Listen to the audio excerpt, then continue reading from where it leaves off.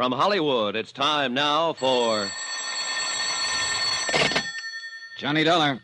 This is Mr. Costello at the Plantagent Hotel in Vicksburg, Virginia. You left word? Oh, yes, Mr. Costello.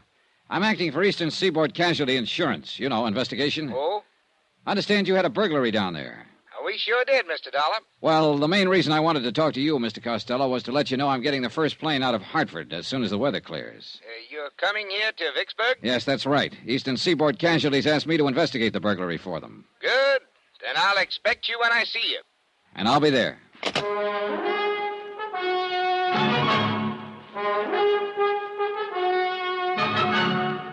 Tonight and every weekday night, Bob Bailey in the transcribed adventures of the man with the action-packed expense account, America's fabulous freelance insurance investigator. Yours truly, Johnny Dollar.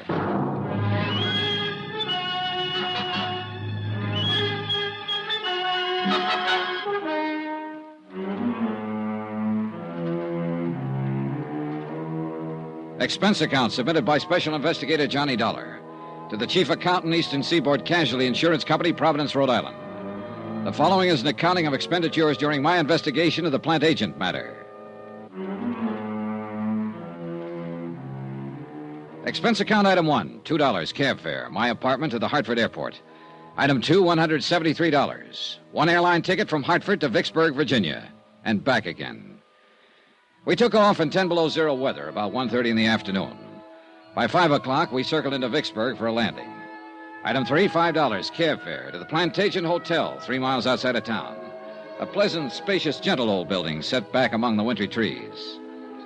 15 minutes after checking in, Mr. Costello appeared, wrung my hand, and reported that the Vicksburg police had apprehended the burglar who had rifled the hotel safe the night before. All of the loot had been recovered. As a matter of form, I spent 2 hours with the police itemizing the stolen property, which was all intact. Then I returned to the hotel, assured Mr. Costello that everything would be all right, and got busy trying to make return reservations for Hartford. Now, the rest of this report is by way of apology for my tardiness in submitting the expense account. In between phone calls to the airport, I went downstairs to the bar for a drink, and then stepped outside for a walk and a breath of fresh air. In the back of the parking lot behind the hotel, a blonde woman about 30 in a green suit was talking to a tall, typically dark man who had his back to me. They were arguing about something. As I walked past them, I couldn't help hearing too well. Please help me. Are you talking to me? Yes, please. On your way, mister. This is private.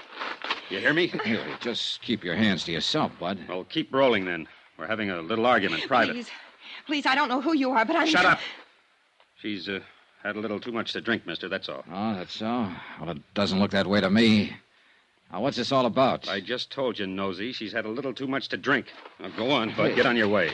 Wait a minute. I told you to keep your hands to yourself. Yeah. Honey, you want to keep it up? You hear me? Yes. I hear you. And I'll let it go this time, mister. Just this once. Do you want to have him hauled in, miss? Oh, no. No, that's all right. It's all right. Okay, then, okay. Come on, beat it, you. Now, listen, Beat Buster. it, I said. She's tired of you, and so am I. Go on, beat it. Okay. Just remember, Amy, I was only trying to talk some sense into you. So long, hero.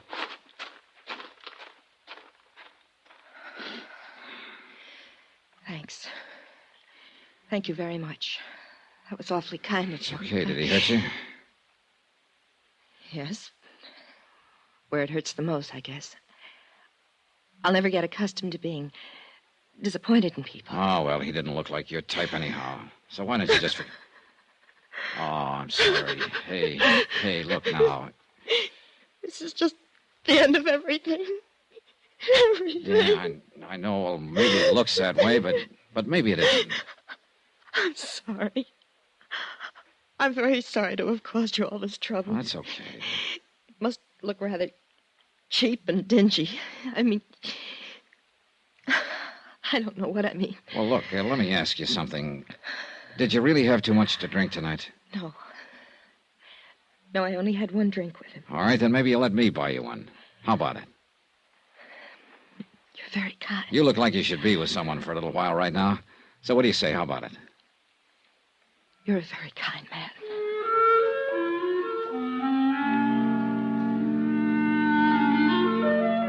And that's the way it began, in the parking lot outside of the Plantagent Hotel in Vicksburg, Virginia. She trembled a little when I led her back inside to the warmth of the bar and the people and sat her down at a booth. Looking back on it now, I guess we had a rather strained, one-sided conversation. She did all the listening and seemed preoccupied with her problems, whatever they were. Even though I'm not the greatest wit in the world, I did manage to get a faint smile out of her. It was a nice smile from a warm, frank mouth. Item 4, 2 drinks for us.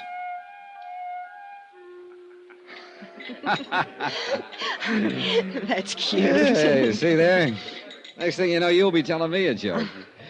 Oh, that reminds me. Of another one. It's one of the oldest and most respected jokes in the country. You probably heard it 1,000 times. It seems 10 men were standing in the rain under an umbrella, and none of them got wet. Well, just about then, a fellow walked up. You've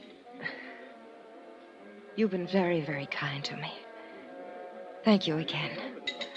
Well, I'm glad you feel better. Miss, Are you, from here in Vicksburg? No, my home's in Hartford, Connecticut. I flew down here this afternoon on business. I'm waiting for a flight out. Oh. What's your name? Johnny Dollar. Thank you again, Johnny Dollar. Hmm? Thank you for not asking me my name. For not asking me about the man in the parking lot. For not asking me to explain what my trouble is. Thank you, Mr. Dollar. And thank you for sitting here with me this little while and trying to make me laugh. You really feel all right now, huh? Yes, I think so. Good, that's swell. Because I wouldn't want to let you go if I thought you were going to step outside and start crying again. No. No, I won't do that, I promise. You sure? Positive. Okay. Ah, you want one more for the road? Oh, thank you, but I'd better not, Mr. Dollar. I really should be getting home. Well, will everything be all right at home? What? Oh, yes. He wasn't my husband, or my boyfriend, even. He won't bother me. Okay, then. Here, let me help you out with your coat. Thank you. There you are. You have a car? No, I'll get a cab. There's always one out in front. Good, I'll help you. Thank you. Say, look, I'm going to tell you something. I'm staying here in Vicksburg at the Plantagent, and I doubt if I'll be able to get a plane out tonight. Probably not until tomorrow sometime. So, look, if you need me for any reason at all, why don't you just call me? Okay? Yes. Thank you. Good. Cab, taxi. You're still worried about him, aren't you? Why do you say that? The way you looked around when we stepped outside here just now? Would you like me to see you home? Oh, no, thank you. You've done enough already. And about him, I made a mistake, that's all. Oh, we all make mistakes, so forget about it. Well, I'm afraid this one can't be corrected very easily. But here's my cab. Good night, Mr. Dollar. Good night.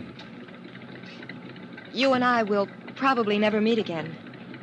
But I shan't forget your kindness. Thank you. Okay, good night. Downtown, please. I hope you have a nice trip home, Mr. Dollar. Hey, whoa, driver, hold it. Hey, anything wrong? What is it? I don't know. I have the strangest feeling. Wait a minute, driver. Hey, look, do you feel all right? You're shivering. Yes, I know I... Oh, it hurts. Oh, what hurts? It hurts. I didn't think he'd... What is it? What can I do? Help me. Please, Mr. Dollar. Help me. Let's go, driver. She fell back across the seat of the cab, writhing with pain. I took her in my arms and tried to find out what it was, but by that time she wasn't able to speak. In another 10 seconds, she was unconscious. The cab driver delivered us to an emergency hospital 5 minutes later. They carried her in through the ambulance entrance.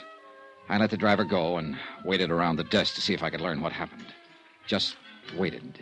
Vicksburg emergency. Waited. One moment, please. Go ahead, please. Vicksburg emergency. Not at this time of the night, sir. You'll have to call first thing in the morning. I'd suggest any time after 7:30. Yes, sir. Yes? Hey, look, would it be all right to go back and talk to the doctor now? I'm afraid not, sir. Well, Could you bring him out here? I've been waiting for quite... I'm sure he'll be out in a very short while. He knows you're waiting to talk with him. I thought maybe he forgot me. No, sir. I just want to make sure she's all right. The doctor will be out. Vicksburg emergency. Just a moment, I'll connect you. Go ahead, please. Has she had many of these attacks, sir? Oh, I don't know. I just met her. Oh. Well, if you'd like, we could call you at home and let you know how she is. This isn't my home. I'm on my way out of town as soon as I can get a plane. I'll wait. Certainly. Excuse me. Yes, doctor. Yes, he's right here. Yes, sir, thank you. The doctor will see you now, sir. Good, thanks. End of the hall, room 111. Okay, thank you.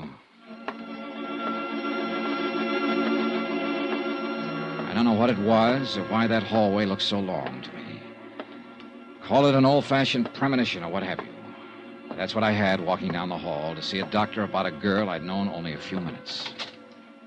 There were 3 people in the room, 2 doctors in their white clothes and a nurse.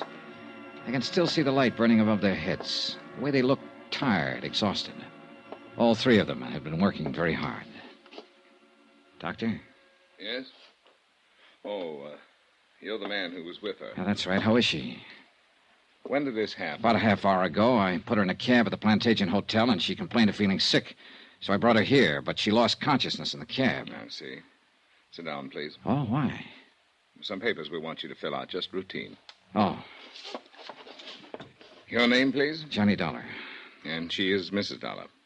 No. Oh, I see. You're a friend of hers, Mr. Dollar. Well, yes. Look, what is it, Doctor? What's the matter with her?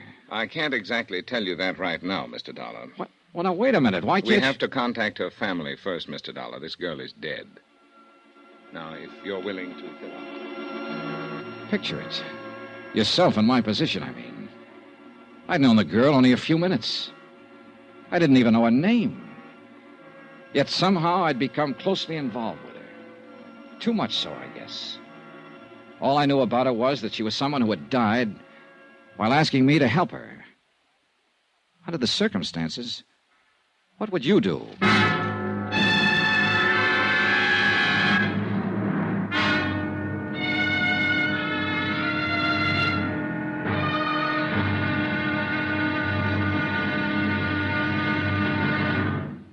Now, here's our star to tell you about tomorrow's exciting episode of this week's story. Tomorrow, how can you help a dead girl?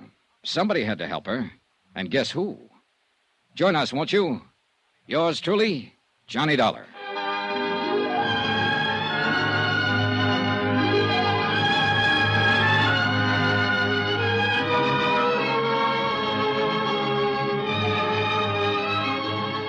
Yours truly, Johnny Dollar, starring Bob Bailey, is transcribed in Hollywood. Written by John Dawson, it is produced and directed by Jack Johnstone. Be sure to join us tomorrow night, same time and station, for the next exciting episode of Yours truly, Johnny Dollar. Roy Rowan speaking.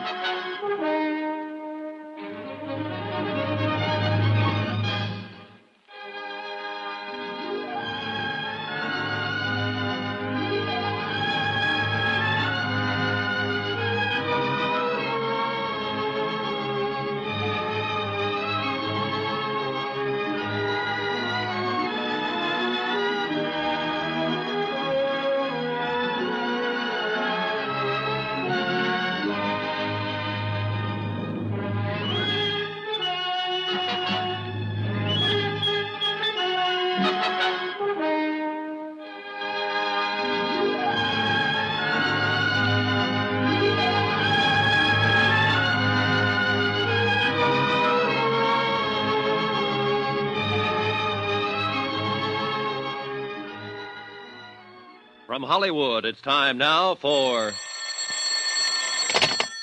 Johnny Dollar. Are you the Mr. Dollar from Hartford? That's right. Who's this? Jim Akins, Vicksburg Police Department. I'm sending a car over to pick you up, Mr. Dollar. Some questions I want to ask you about that young lady you were with last night. I hope you weren't planning on leaving town. Of course I wasn't. I canceled my plane reservations last night. If you tell me where you're located, I'll come down by myself. No sense getting head up. You aren't in your own backyard now, you know, Dollar. I know where I am, the town where a girl died in my arms.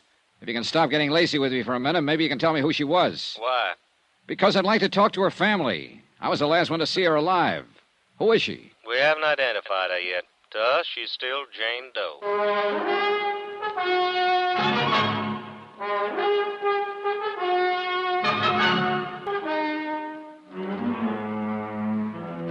Expense account submitted by Special Investigator Johnny Dollar. Location, Vicksburg, Virginia. To Special Investigator Johnny Dollar.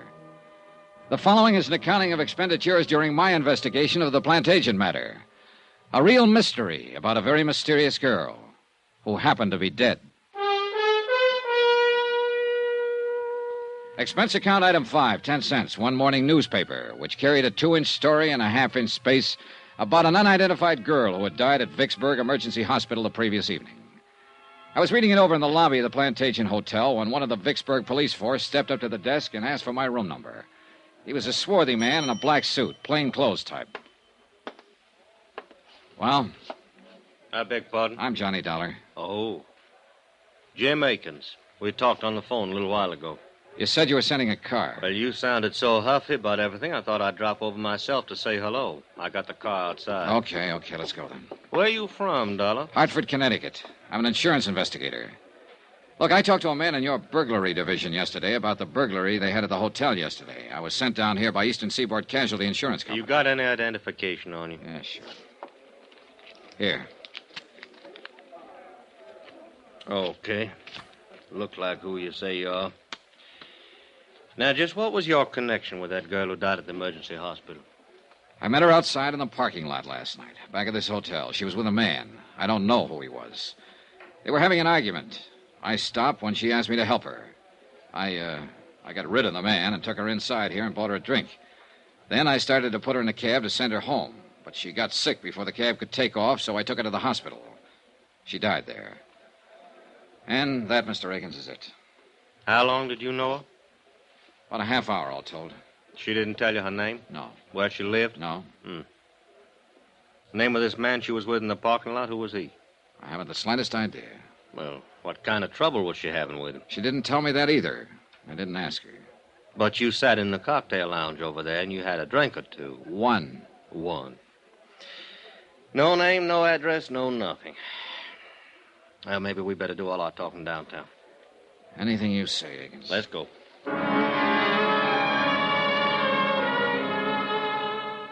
Akins turned out to be a lieutenant, and it took him the whole ride downtown to thaw out and make up his mind that I was just as concerned about what had happened to the unidentified girl as he was. He rephrased, but asked me the same questions in front of a stenographer when we got down to his office. He was still asking me questions when he led me and the police stenographer to the basement of the building, the morgue. And she didn't say anything to you about herself before she collapsed, huh? No. All I know is what I've told you. You're sure? Positive. Hey, look, let me ask you one. I've put up with yours for over an hour now. Why, sure. What killed her? Yeah. Well, do you know? No, we're still trying to find out. What did you talk about while you were having a drink with her? She asked me for help, that's all. It seems she needed somebody else to do the talking at the time, so I did it. I made jokes and tried to get her to laugh. I was a great big cut-up. Get sawed me if you want. It won't do much good. Still got some things to find out.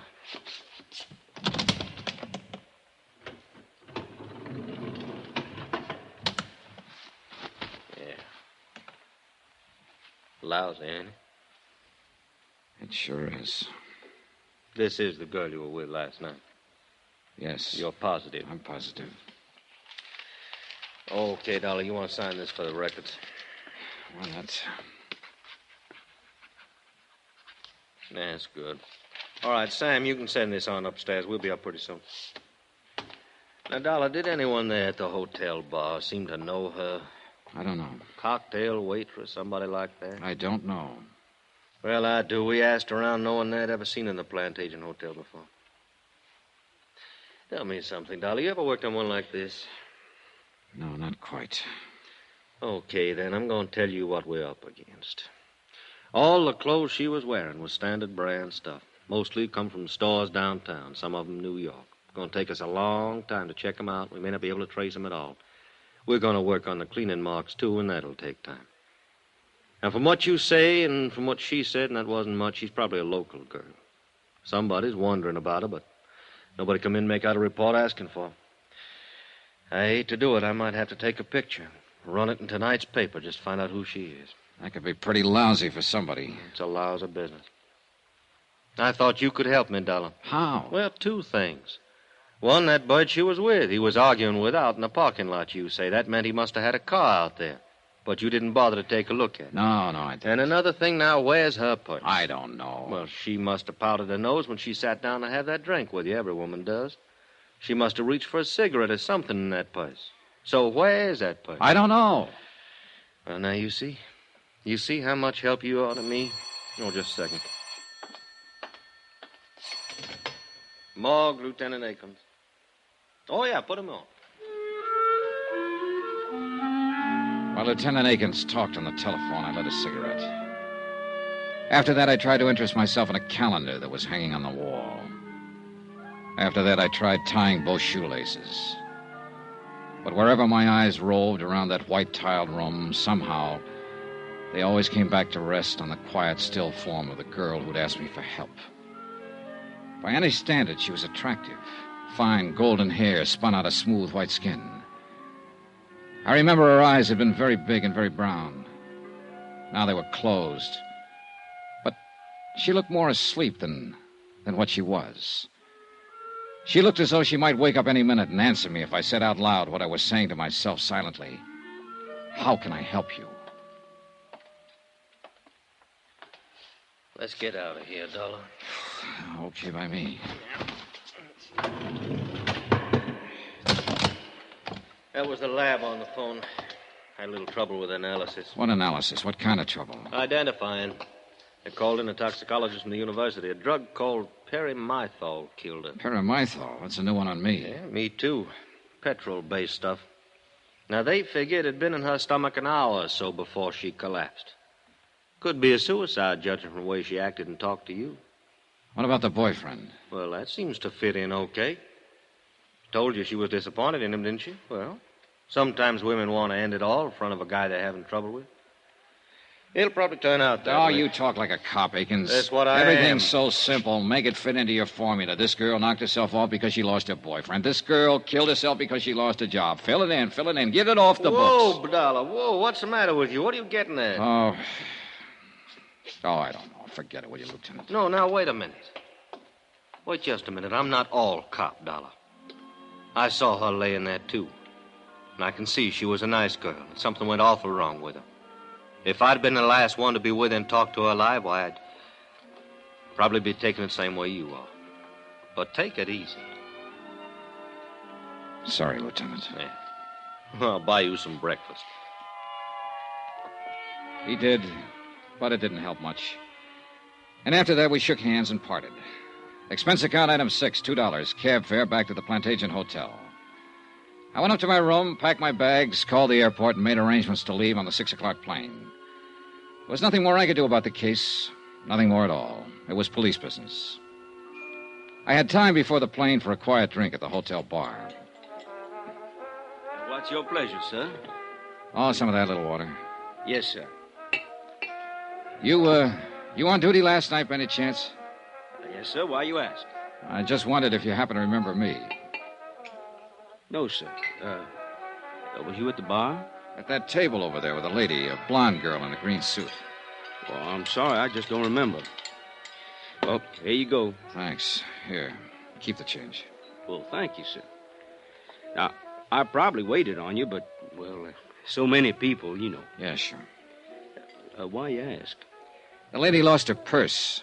Thought maybe it might have been turned in here. No, sir. We didn't get any places last night. A couple money clips is all. Not much in them either. Mm-hmm. You're talking about the lady who died later on, ain't you, sir? Yeah. Yeah, I am. Police officers was in here asking the same questions. I thought they would be. You, policeman, too? No, I was a friend of hers. Oh. Well, then you should call the police. They're still trying to find out her name. So am I. Hmm? Well, I thought you said she was a friend of yours. I didn't happen to know her name. It didn't seem important to ask it last night. I just don't understand. I can tell you one thing. I might have saved her life if I'd asked her name. And some other things. Yes, sir. Sure.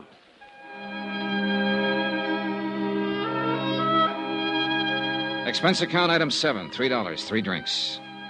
I sat there for almost an hour talking to the bartender. Once, when he stepped out to the kitchen, I went over to the booth where I'd sat the night before with the unidentified dead girl.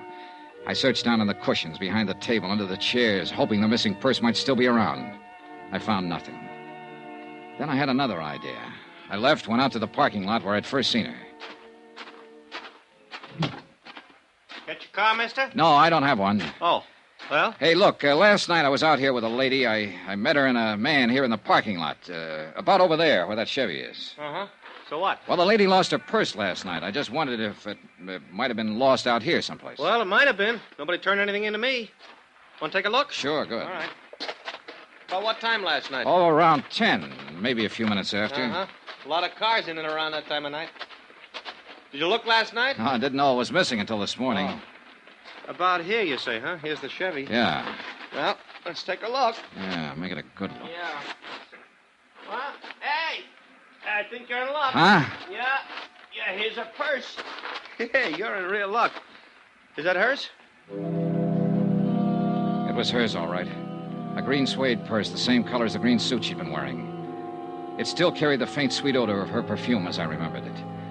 I looked inside, but there was nothing to tell me her name. Lipstick, comb, a $10 bill, and some small change. And one other item. A .32 automatic, recently fired.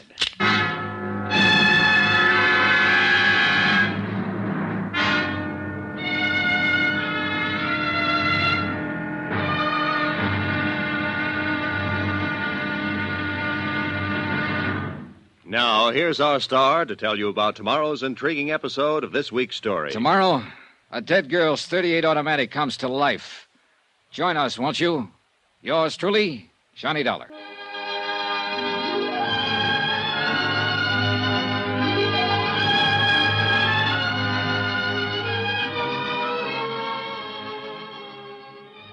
From Hollywood, it's time now for... Johnny Dollar. This is the hotel operator. Ready with your call, Mr. Dollar. Oh, good. Police Department, Sergeant Peters. I want to talk to somebody in the personnel division. Sorry, haven't got one. What can I do for you? I want to get some information about a gun, find out who it was licensed to and so on. Come down to licensing division. I think we can help you there. Where's that? 220 City Hall. Do you have the weapon? Yes. Be sure and bring it along with you.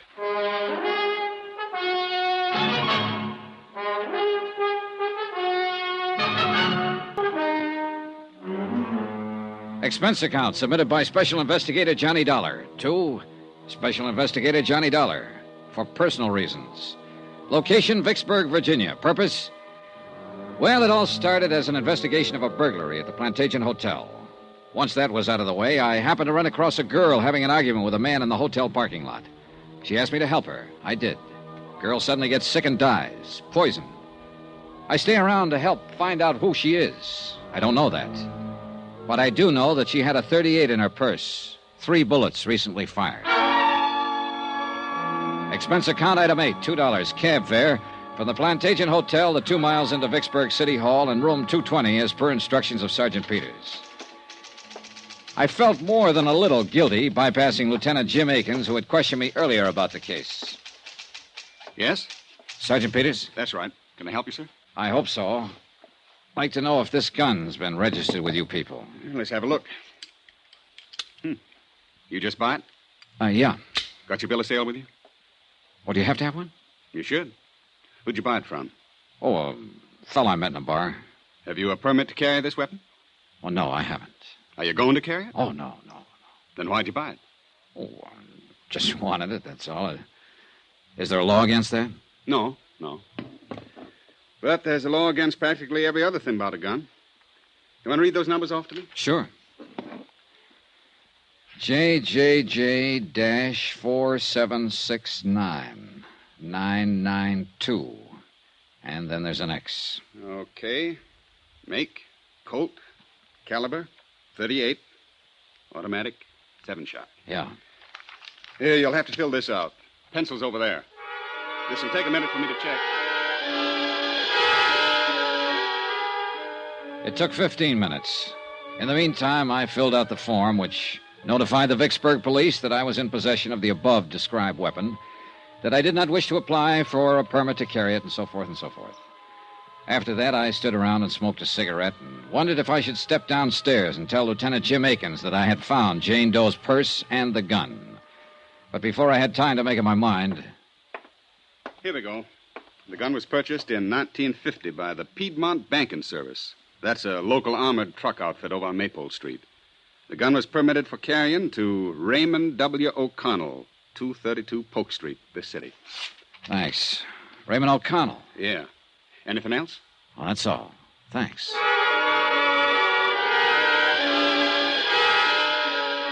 That was when I could have, but didn't, walk downstairs to Lieutenant Akins' office.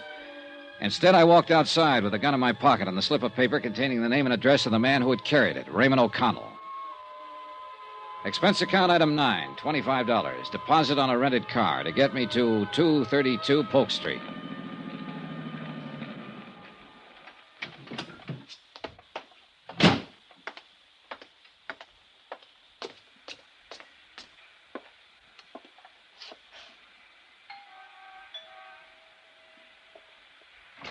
Oh, Paul, darling, you're early. I'm hardly ready. Hello. Oh, I was expecting someone else. I'm so sorry. You're not Paul, are you? No, I'm afraid not. My name's Johnny Dollar. Oh. Mr. Dollar? That's right. Well, what can I do for you, Mr. Dollar? I'm looking for Raymond O'Connell. Ray? Yes. Come inside, Mr. Dollar. Thank you. I really didn't mean to throw myself at you at the door. I thought you were someone else I'm expecting. I'm Terry. Terry? Teresa. Terry O'Connell, Mr. Dollar. Oh, his wife? I'm Ray's widow. What? Ray's dead, Mr. Dollar. He passed away over a year ago. It was pneumonia. Oh, I'm sorry, Mrs. O'Connell. Please call me Terry. You had no way of knowing about him, I'm sure. And please don't be uncomfortable. A great many of Ray's friends from the service come by who have no idea that he's dead. Were you in his company, too? Oh, just a minute, Mrs. O'Connell. He had so many friends and met so many people while he was in the service, and really there was no way for you to know. You don't understand, Mrs. O'Connell. I never knew. I'll get you a drink and we'll talk. Where did you serve with Ray? You know he finally became a pilot. What do you like to drink? She was young and dark and very pretty. And as the widow of a man who died rather suddenly, she was doing her best to put me at my ease. I would have told her I was there checking out the registration on a 38 that had been used by her dead husband. I would have told her I found the gun in the purse of an unidentified dead girl I'd met the night before. But she was trying to be polite, mistaking me for a friend of her dead husband. And then I saw the picture in the frame on the mantel, a broad smiling face that belonged to a man I'd met in the parking lot of the Plantagent Hotel. An unidentified man who had been arguing with the dead girl. The words on the picture said, "To Terry, all my love." You know him? Paul? Paul? Yes, Paul Dameron. I think I met him once. I really didn't know his name. Was he a friend of your of Ray's? Oh, no. No, he never knew Ray. He's a darling, Mr. Dollar. Paul is. A real darling. After Ray died, I tried something very foolish. I tried to end my life. And then Paul came into it. He's been very lovely to me. Well, I don't know why I shouldn't tell you. We're going to be married. I think that's fine, Terry. Do you really? Sure. I'm glad you say that. I'm not the most courageous person in the world. I suppose Ray mentioned our lives together. It was perfect with Ray, Mr. Dollar. Perfect. But now Ray's gone. And I've been able to face that. I think I'm going to find a new life with Paul. You must meet him. He'll be here soon. We're dining out tonight. Well, perhaps you'll join us. Well, thank you, Mrs. O'Connell, but I can't make it tonight. How long will you be in Vicksburg? I don't know exactly. Where are you staying? The Plantagent Hotel. Well, perhaps I could give you a ring and we could make it another night. I know you want to talk about Ray. Of course, Paul understands. I'm sure he does. He's truly a wonderful person.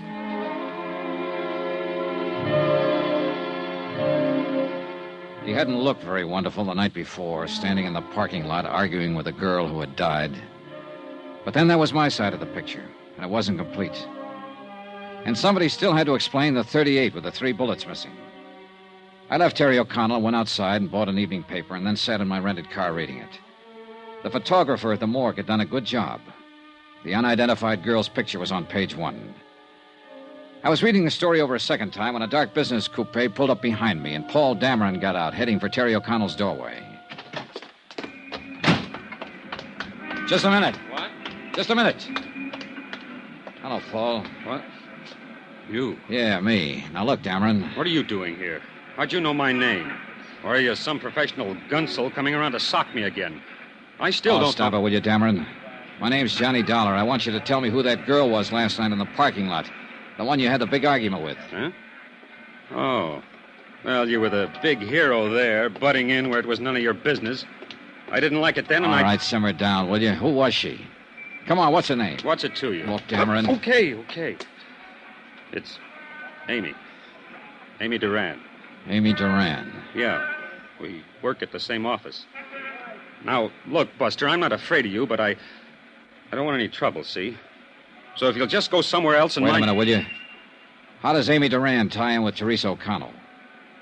Look, I don't know who you are or what you're after, but you've certainly got your nerve about... Answer me, Paul. Okay. Terry is Amy's sister. Satisfied? I don't know. Who are you, anyhow? A policeman or something? My name is Johnny Dollar. I'm here because if you aren't, I want to know what right you have to ask me all these questions. Cool off, will you? I've been trying to find out who she is, because last night after you went off, we had a drink together. Then she got sick, and I took her to a hospital. She died there. What? She died. She's lying in the morgue right now, unidentified. It was some kind of poison that killed her. Amy... dead? No, I don't believe it. Here. It's in the paper tonight. The police are trying to identify her right now. I can't believe it. Poison. Oh, Dollar, I didn't think Amy was that desperate. There was a way out. She could have solved it without this. Way out of what? There was no need for her to do this. I told her I'd help her. I had no idea she... Poison. Does Terry know? Not yet. I've got to tell her before she sees it like this in the newspaper. It'll be awful for her, Dollar, awful. Look, I apologize for the way I've acted, the way I was last night. I was upset. I can see now you're trying to help. Now, let me go in and break this to Terry. Call me later. Here, my card. Call me.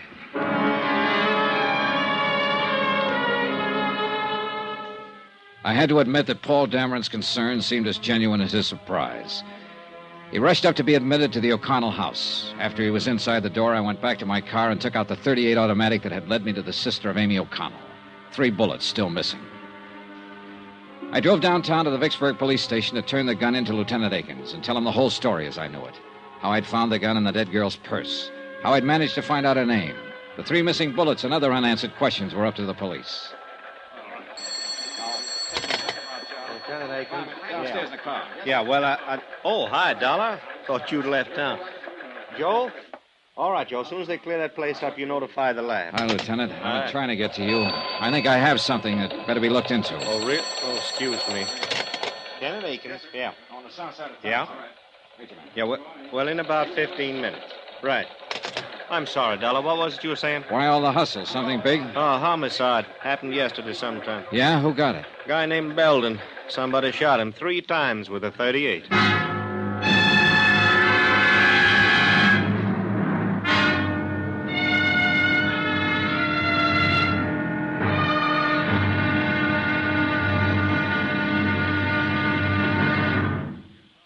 Now, here's our star to tell you about tomorrow's intriguing episode of this week's story. Tomorrow, information about the gun that blows the whole case sky high. Join us, won't you? Yours truly, Johnny Dollar.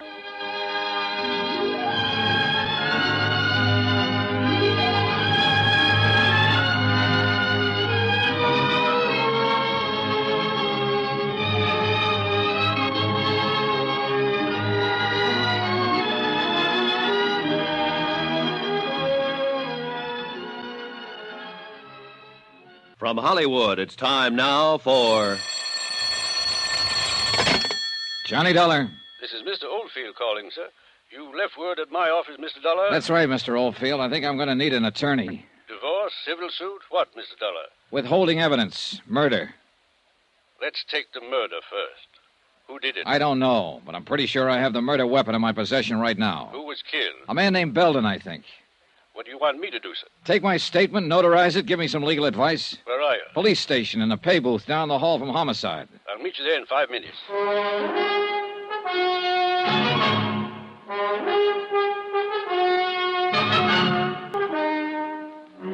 Expense account submitted by Special Investigator Johnny Dollar. Location, Vicksburg, Virginia. To Special Investigator Johnny Dollar for personal reasons. Attention, Chief Accountant, Eastern Seaboard Casualty Insurance Corporation, Providence, Rhode Island. Dear Jim, I'm attaching my own expense sheet to your bill for clarification purposes. Expense account item 10, 10 cents. 1 cup of coffee at the counter in the lobby of the Vicksburg Police Station while I waited for Samuel W. Oldfield, attorney at law, to appear. He was there in exactly 5 minutes. Mr. Dollar? That's right. Sam Oldfield, sir. You're the only one here in the lobby, so I figured you were the right man. Yeah. Cup of coffee, Mr. Oldfield? No thanks. Gives me heartburn. But now sit down, will you? That was a pretty interesting phone call. Tell me, who are you, sir? Johnny Dollar. I'm a private insurance investigator. Mm-hmm. How'd you get my name? I looked it up in the yellow pages of the telephone directory. You don't live here in Vicksburg? No, I'm from Hartford, Connecticut. All right, sir. Now, tell me about the murder and the withholding of information. Maybe I better start from the top. Go right ahead any way you like. Well, 2 days ago, I flew down here to investigate a small burglary at the Plantagent Hotel. It was already solved by the time my plane got in. Police? Yeah. I had nothing better to do, so I waited around the hotel bar for my return reservation back to Hartford. Then I happened to walk outside of the parking lot for a breath of fresh air. I saw a woman and a man standing there arguing.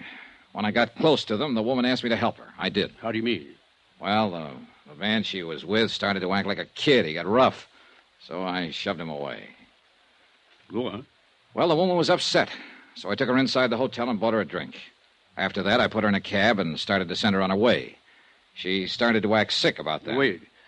Is this the woman whose picture was in the paper tonight? The one who died of poisoning and the police don't know who she is? Yeah. I don't know who she is, Mr. Oldfield. Except that her name's Amy Duran. I found out her name because I found her purse and there was a gun in it. A .38 Colt registered to a man named O'Connell. I checked on the gun here at headquarters, went out to the address and found out O'Connell was a bank guard and had died about a year ago. I talked to his wife, Teresa O'Connell. While I was there, the man I'd seen the night before showed up. His name's Paul Dameron. Now, I didn't tell him or Mrs. O'Connell about the gun. I came down here to give it to the police and tell them. But when I got here, Lieutenant Akins was pretty busy trying to solve the murder of a man named Belden, who'd been shot with a .38 3 times. There are 3 slugs missing from the gun I found. You got a light, sir? Yeah. Here you go. When you found Amy Duran's purse, why didn't you turn it over to the police? Oh, I thought Well, somehow I thought maybe I could help the girl. I mean, her last words before she died were, help me. And for some reason or other, I thought maybe I could. Do you have any cards or letters, anything like that? Something that says you're what you say you are, sir? Yeah, sure. Let's see. Okay, Dollar.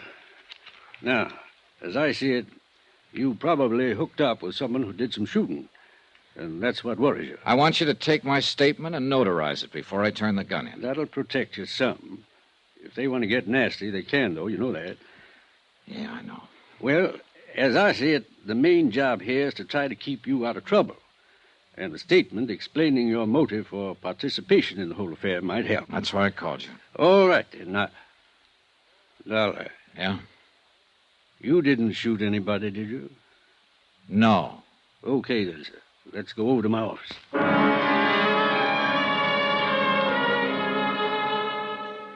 We did, and I made the necessary statement, and Mr. Oldfield notarized it. After that, I went back to the Vicksburg police station to talk to Lieutenant Akins. The .38 I'd found in Amy Duran's purse was still in my pocket, and her words were still in my mind. Help me. Please help me.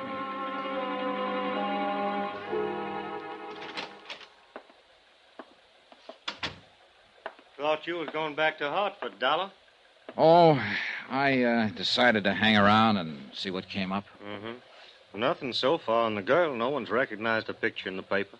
Had to turn that over to missing persons. This murder case going to eat up all my time. What happened, Lieutenant? Old maid at the apartment house where this man Belden was staying found him late this afternoon. He'd been dead about 24 hours, shot with a .38. You sure? I'm sure. We did a postmortem right away. It's a pretty set case. You know who shot him? Have a pretty good idea. See, this Belden, he was an auditor working on some books at a firm of textile wholesalers here. Richmond Limited. The papers scattered around his apartment show he'd found a $10,000 shortage going over their books. And the chief accountant for this Richmond company is missing. Yeah, well, that does make it seem pretty clean. Yeah, all we have to do is find that accountant. Had an APB out for half an hour now. I think we'll pick her up pretty soon. Her? Who? Well, her, Dollar. The chief accountant for Richmond Limited. She's a woman. Name of, Amy Duran. To all appearances, Amy Duran had been guilty of embezzling money and murdering the auditor Belden who discovered the shortages in her books. I didn't tell Akins that his suspect was the girl lying in the morgue at the moment unidentified. I knew that it was only a matter of minutes before her sister or Paul Dameron would be down to identify her. And for the third time, I didn't tell Lieutenant Akins about the gun. I knew if I turned that over to him, it would be a closed case all around. And somehow I didn't want it closed on Amy Duran. Not that way. For that reason, I went back to my hotel room for a couple of hours, and then about 9 o'clock that night, I found myself over on Polk Street at Teresa O'Connell's house once more.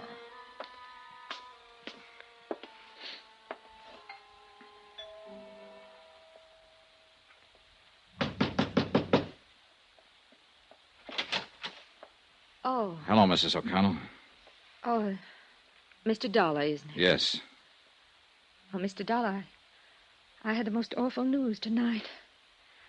My sister Amy, she's dead. You'll have to excuse me. I'm sorry. May I come in? I'd like to talk to you about your sister, Mrs. O'Connell.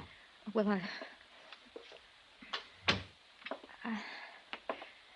Paul came in with tonight's paper and showed me Amy's picture. He went down in the morgue to identify her. I couldn't bear to. Sure. I feel somehow, in some way, that you're a friend, Mr. Dollar. Mrs. O'Connell, I am a friend in a way. But mostly I'm an insurance investigator. What? You thought I was a friend of your dead husband when I came here earlier. I'm not. I never even knew him. But, Mr. Dollar, I don't understand. I met your sister Amy last night. I was the last one to speak to her before she died. I took her to the emergency hospital last night. Well, wait. This is all very confusing. You say you're an insurance investigator? Yes. Now, Well, I got your address from a gun I found in your sister's purse. I traced it through the license to carry.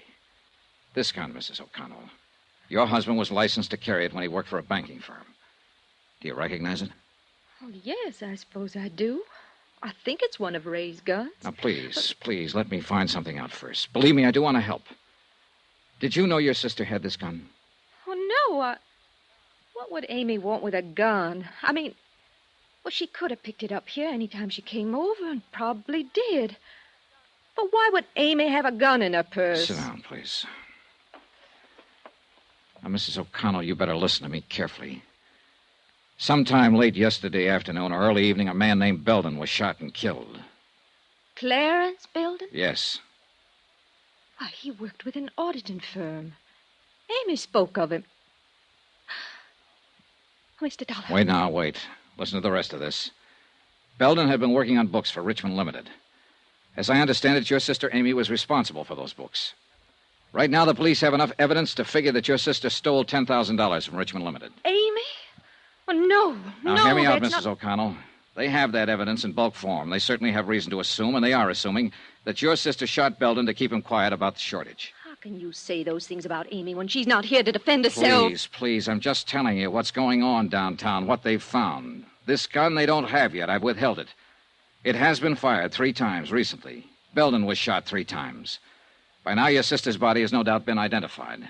They've already established that she died of poisoning, and they halfway have the idea that she committed suicide. No. Oh, don't you see? They'll say she shot Belden to cover up and keep it quiet, and then saw how useless it was, took poison and killed herself to escape punishment. You're horrible. Horrible. Go away. Go away from me. I'm sorry, but in the face of all this, I want to help her if I can, if it isn't too late. I want to help you. But, Mrs. O'Connell, you'll have to help me. Now, why?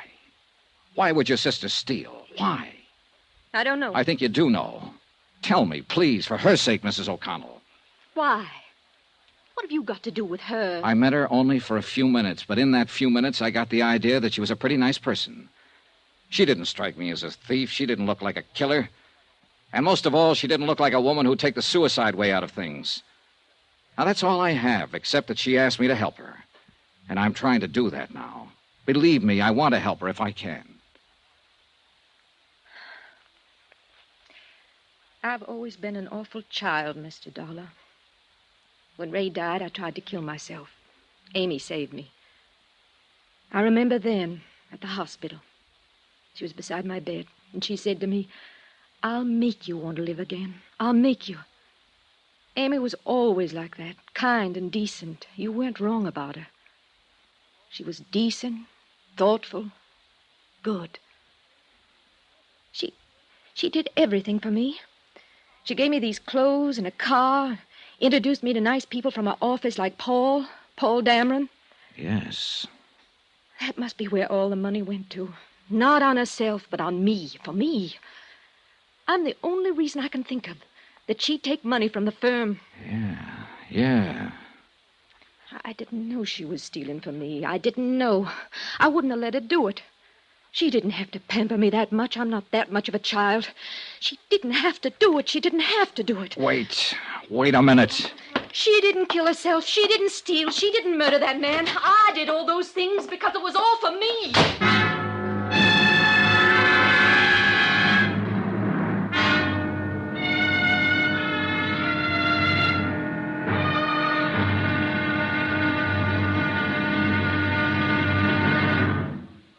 Now, here's our star to tell you about the final intriguing episode of this week's story. Tomorrow, all the evidence comes true. A helpless dead girl gets her help. Join us, won't you? Yours truly, Johnny Dollar.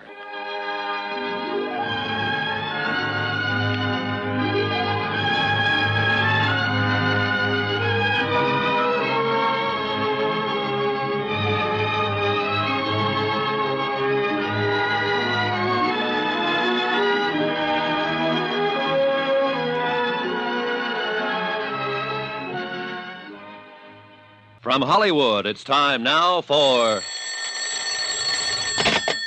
Johnny Dollar. This is Paul Dameron, Mr. Dollar. I was afraid you left town, and I wanted to talk to you. Mm-hmm. I wanted to thank you for your kindness about Amy and the way you handled Terry. It was darn decent of you. And of course, I want to apologize for my attitude again. How's Mrs. O'Connell? Terrible. I mean, the papers this morning connected her sister Amy with murdering Belden and committing suicide. I'm curious. How did you get to her? I found Amy's purse, and there was a gun in it. I looked up the registration. Oh, the murder gun. I don't know. I haven't turned it over to the police yet. Why? Because I still can't believe Amy Duran was the kind of girl who'd shoot a man and then take poison.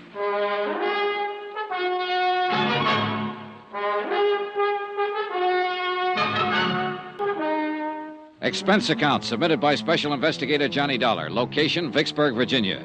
To Special Investigator Johnny Dollar for personal reasons in connection with the Plantagent matter. Expense account item 11, $15, legal fees for services rendered by lawyer Sam Oldfield. Now, sign here, Dollar. And here, sir. Okay, I guess that's it. What now, Mr. Oldfield? This statement you've made to me clearly states your intentions in this matter, your motives. You attempted to help a girl who died in your company. You had no idea she might have committed a murder or embezzled $10,000. You withheld evidence, the gun you found in her purse, in the hope of identifying her and saving her family some grief. I hope you don't have to use this stuff. We'll see. I'm going to turn the gun in now, and you're coming with me. It's about time. Nothing personal, son. I think you did a lot of dumb things for her. From what they're saying in the papers about her, I don't think she deserved it. But then we all make wrong guesses sometimes, I suppose. Let's get this over with.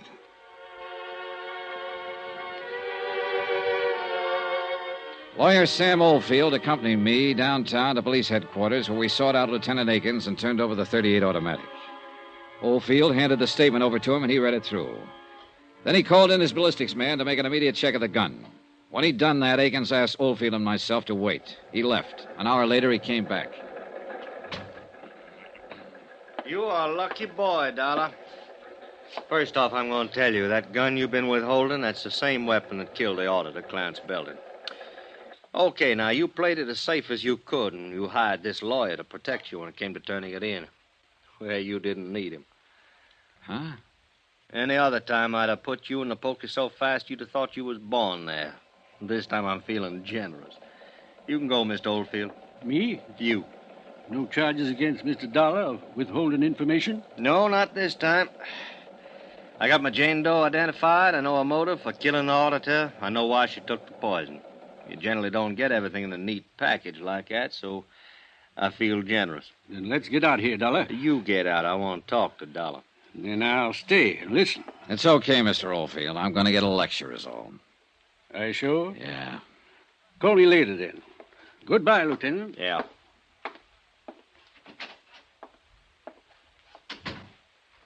One thing more, Dollar. We found an empty bottle of paramythol in Amy Duran's medicine cabinet, and that cinches that suicide part, in case you had any doubts.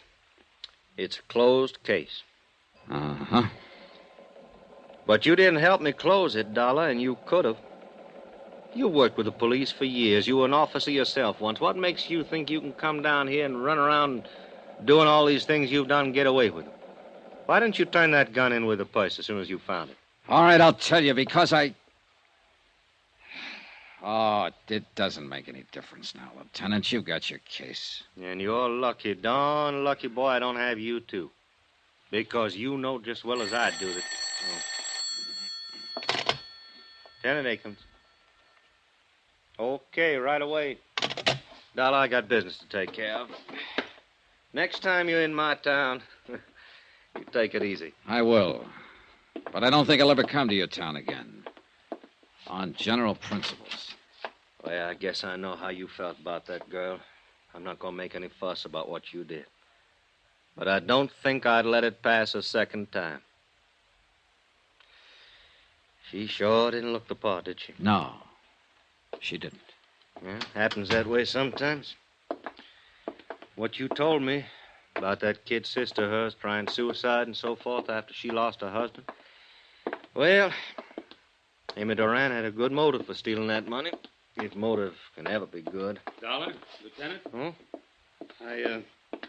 I was just on my way to see you, Lieutenant. I'll be back in my office in a couple of minutes. You can go on in and wait, Mr. Dameron.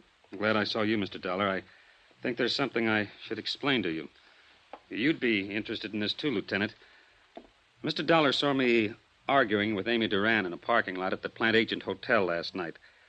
She just told me about the shortage in accounts. She hadn't told me about killing the auditor.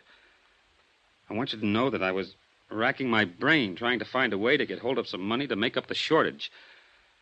I was always very fond of Amy. I wonder, Mr. Dollar, if I could give you a check. Huh? Something for your kindness. Nothing, thanks. Well, I'd like to. You did something very decent. No. Oh.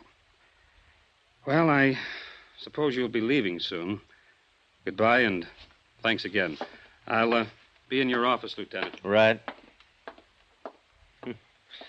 Got to him, too, if it's any comfort. What was that business in the parking lot? Oh, well, I hit him. He was arguing with her, that's all. No. You weren't the only one trying to help her, Dollar. Him. And then there was somebody else. Huh? A bank. We found a certified check for $10,000 in Amy Duran's apartment. What? National Trust in New York, issued 3 days ago. I wired the head cashier in New York. He said Amy Duran phoned him long distance, requested the loan. Seems her folks, when they were alive, had a good pull at that Wait a minute, bank. hold it. Then this isn't right. She could have covered that shortage. Well, I figure she intended to do that, but the auditor found out too quick. He called her on it, and she shot him. With a $10,000 check in her hand? Well... There isn't an auditor or a bonding company going that wouldn't prefer to turn up the cash and the person who took it. They'd listen to any reasonable story. You know that. Well, the auditor must have scared her, Dollar. She shot him, didn't she? She committed suicide, didn't she? You make a lot of noise, Akins, but you aren't any happier about this than I am, are you? No. Why let the papers have it the way it is? Well, so that whoever knows Ansel will get careless. Sure, it burns me. Somebody thinking the police are as dumb as this. Burns me. Well, what are you going to do? Wait. Just wait. I found that pretty hard to do. And the more I waited and the more I thought about the matter, the more restless I felt. So I didn't wait. I got out and started interviewing people who had known the murdered auditor. The consensus was that he knew his business, that if he'd found a shortage and someone offered to reimburse the company, he had been the kind of old hand who would have listened to them. Why, I asked myself, if Amy Duran had a $10,000 check to cover her shortages, why did she shoot the auditor and then commit suicide? Why? It didn't make sense.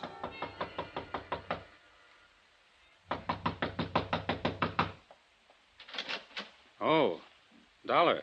Hello, Dameron. Come in, Dollar. I'm glad you dropped by. I thought you'd left town, gone back to Hartford. Well, I've stayed over so long waiting for all this to get cleared up, I thought I might as well stick around a while longer. Sure. Can I get you a drink? No, thanks. It is finished, isn't it? Not yet. I don't understand. I talked with Lieutenant Akins today after I saw you with him. He said it was all over as far as he was concerned. You're talking to me now, Dameron. I'm the guy who went out on the limb. And I appreciate that a great deal. A question I want to ask you. You knew Amy Duran, worked with her at Richmond Limited. You're engaged to marry her sister. Did you know Amy had a $10,000 check in her hand the day she died? Really? That was enough money to cover the shortages in her accounts. Well, I'll be darned. Why do you suppose she shot him? Did what she did then? I've been thinking about that, Dameron. There's only one reason I can think of. Because Amy Duran didn't steal any money, because she didn't shoot any auditor, she didn't commit suicide. I think she borrowed that $10,000 from New York to cover up for somebody else. Somebody else? Who? You. Maybe you better leave here. You're upset. That auditor was a smart guy. He'd been in the business a long time. He found out who'd been taking the money. He called you over to ask you about it, ask you if you could repay it. You lost your head and you shot him with the .38 you picked up over at Teresa O'Connell's one day. Now, look. Then you fixed up all the reports to make it look like Amy Duran did the job. You're crazy. That's fantastic. If you think I'm Amy going to... Duran borrowed money to cover for you. She did it not because you were worth it, but because you meant something to her kid sister. You meant something to Teresa O'Connell, who'd lost one husband and tried suicide because of it. A Teresa O'Connell who couldn't afford another major tragedy. A Teresa O'Connell who might try suicide again if the man she was going to marry turned out to be a thief. You counted on that, Dameron. I don't know what you're talking about. Now, One thing you hadn't counted on was the auditor picking it up so fast. And when he called you, you had to kill him to keep him quiet. Then you made a date with Amy out at the Plantagent Hotel. You slipped poison in her drink and planted the gun in her purse. This is all talk. Just talk. You have nothing to prove. She had one drink with you before you argued with her out in the parking lot. She told me. And the bartender later verified it. Then I came along. Now, look. You're a big guy, Dameron. You could have hit me back in that parking lot, but you didn't have time. You still had to get over to Amy's apartment and plant an empty poison box. You're crazy. You have no proof of this. No proof at all. No, I haven't. But I've been thinking about it all day, and there'll be proof. You had to buy that poison someplace. Lieutenant Akins is a pretty good police officer. He and his men will cover every drugstore in this town and ask questions everywhere. Now, listen, I'm going to tell him what I think, and he'll dust off that box of poison. Maybe your prince will turn up on it. Sooner or later, guys like you make mistakes, and Akins finds them. Get out of here, Dollar. Get out of here. Now, listen, you. A girl, a fine, decent girl, asked me for help. This is the quickest way I know to give her the help. I'll kill you, Dollar. I'll kill you. No, you won't. You're not going to kill me.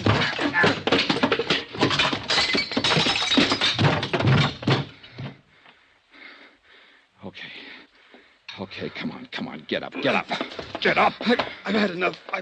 I want you to tell it now, right now. Over there. Pick it up. Go on, pick it up. Okay, here. And you know who to call.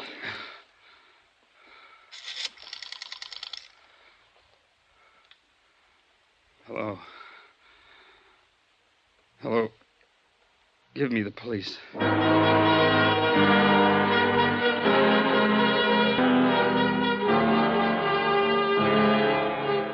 Expense account item 12, $55, room and board. Item 13, $55 airfare and miscellaneous getting me back to Hartford. Total expense account, $702.13. Yours truly, Johnny Dollar.